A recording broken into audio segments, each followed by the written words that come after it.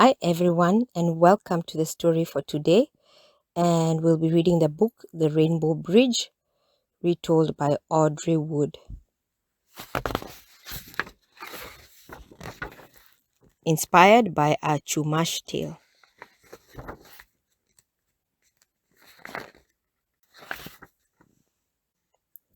On the islands of Limu, where the heavens touch the sea, Hutash, the earth goddess, walked alone.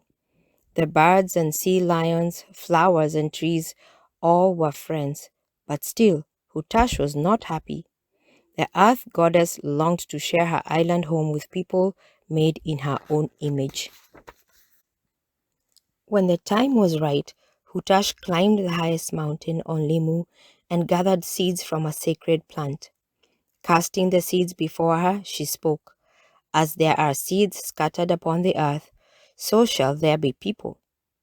The seeds took root within the fertile soil and grew into plants. But when they opened, instead of flowering, people, male and female, young and old, stepped forth. This was the beginning of the Chumash tribe. The earth goddess was pleased with the people. They were like her children, and she loved them. That night, Hutash raised her arms and called to her husband, the Milky Way, "Great wise sky snake, behold the Chumash people, who are beautiful and strong of limb." Hearing her call, Sky Snake wrapped himself in a cloak of light and came down from his place in the heavens. He moved among the sleeping Chumash and looked into their faces. Sky Snake's heart went out to the people, and he loved them as if they were his children. "It is true," he said, "the Chumash are beautiful and strong, but see how they sleep on the cold ground and have no warm food to eat." Sky Snake returned to his home in the heavens and made a gift for the people. Opening his mouth, he struck out his tongue and sent a lightning bolt down to Limu. Where the lightning struck, a fire began to burn. Awakening from their cold sleep, the Chumash gathered joyfully around the fire. They danced and sang many praises. In the moons that followed, they learned how to keep the fire burning so that no one was cold at night, and they learned how to cook their food on the glowing embers. Now the Chumash grew in numbers until the village became busy and crowded. But once again, Hutash was not happy. Too many children trampled flowers and frightened animals away. Too many mothers cooked on fires and sang to their infants. Too many fathers chanted and danced into the night. The earth goddess could not sleep. Her eyes were red and swollen. Her head throbbed from so much noise. Something had to be done. Hutash entered the village to talk to the Chumash people, but one after another they would not listen. Everyone was too loud and busy. "Aye!" the goddess cried. "What am I to do?" In the shade of a hut, a boy and a girl were quietly weaving baskets. The two friends recognized the goddess and saw that she was weary, and so they invited her inside. The girl offered the goddess a bowl of acorn porridge.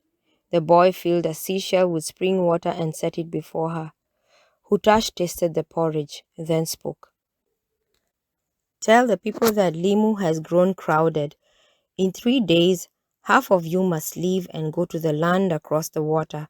The other half may stay on my island." Although he was frightened, the boy spoke up. "How can our people cross the ocean? The other land is far away. They will drown."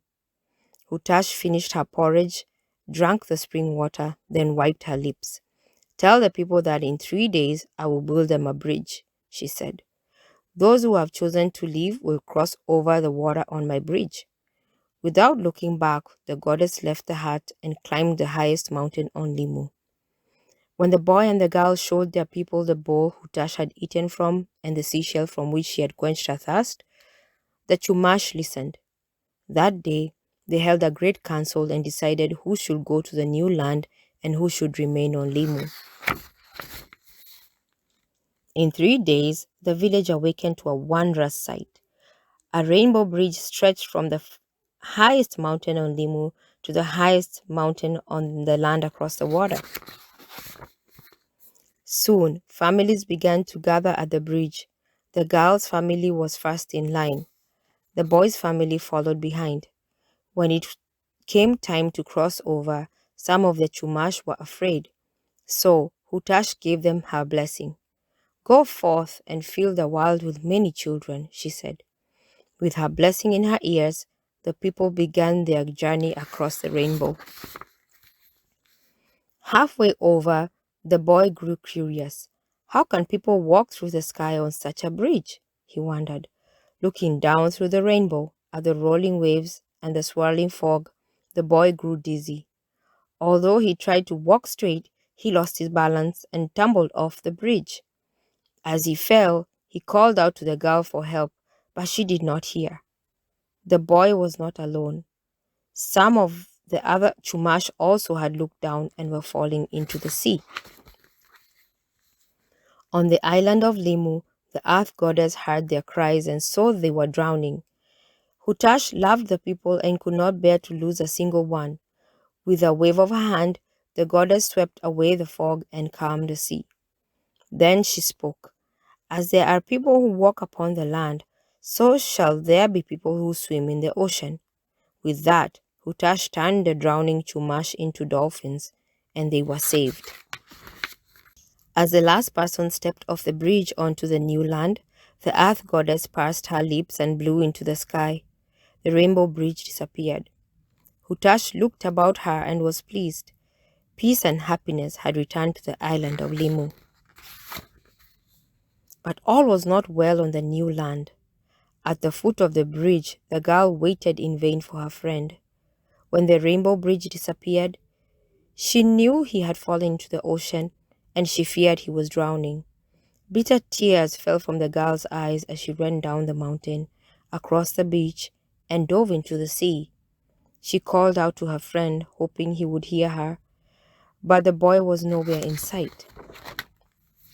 Then, from all sides, rising out of the waves, dolphins, male and female, young and old, surrounded the swimming girl.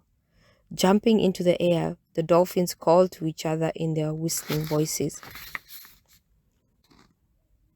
One young dolphin boldly swam closer than all the rest. The girl looked into its dark eyes and was not afraid. She encircled its neck with her arms. Her sadness disappeared, for the girl understood then what the Chumash understand to this day. The dolphins of the sea are brothers and sisters of their tribe. The end. I hope you enjoyed this story, and I'll see you on the next one. Bye for now.